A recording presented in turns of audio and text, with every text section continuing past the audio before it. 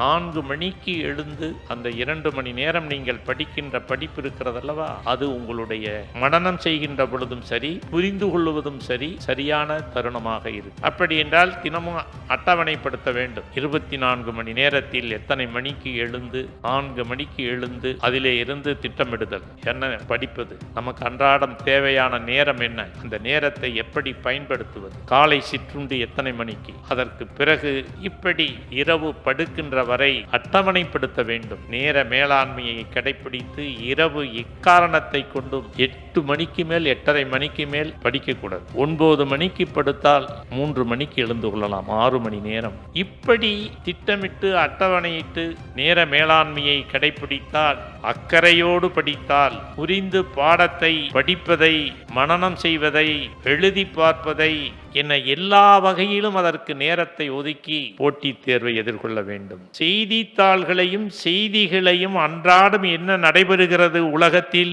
நாட்டில், வாழ்வியலில் என்பதை தெரிந்து கொண்டால் மட்டுமே உங்களால் ஒரு பொது அறிவு மிக்க ஒரு அதிகாரியாக ஒரு தேர்வை எதிர்கொள்ளுகின்ற ஆற்றலை பெற முடியும். இன்றைக்கு என்ன நடைபெறுகிறது, பாகிஸ்தான் இந்தியா யுத்தம் என்ன ஆனது, என்ன நிலை, இதை பற்றியெல்லாம் நீங்கள் தெரிந்திருக்க வேண்டும். ஆக ஒரு போட்டித் தேர்வில் பங்கு பெற வேண்டும் என்றால் ஒரு மாணவன் 6ஆம் வகுப்பிலிருந்து செய்தித்தாள்களை படிக்கின்ற ஒரு பழக்கத்தை பெற்றோர்கள் உருவாக்க வேண்டும். நீங்களும் மற்றவர்களுக்கு இனிமேல் சொல்ல வேண்டும். ஒரு போட்டித் தேர்வில் வெற்றி பெற வேண்டும் என்றால் ஒரு மாணவன் செய்தித்தாள்களை தொடர்ந்து படிக்கின்ற ஒரு பண்பினை பெற்றால் அவனுக்கு உலக நடப்புகள் எல்லாம் தெரியும். உலக நடப்புகளை எல்லாம் போட்டித் தேர்விலே பங்கு பெறுகின்ற பொழுது, ஒரு பட்டப்படிப்பை முடித்ததற்கு பிறகு போட்டித் தேர்வுக்காக படிக்கிறேன் செய்தித்தாள்களை என்று படித்தால் அது போதுமானதாக இருக்காது. இந்த 20 ஆண்டுகளில் நான் அப்படி சொல்லி சொல்லி முதல் முயற்சியிலேயே வெற்றி பெற்ற மாணவிகளை உருவாக்கிய பெருமை மனிதநேயத்திற்கு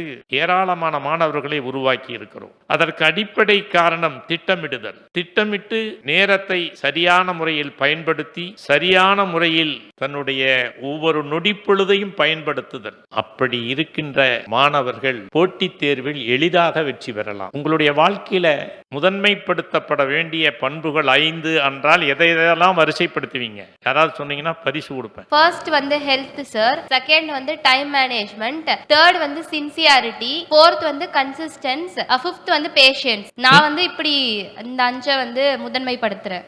சரி, வெரி குட். வா.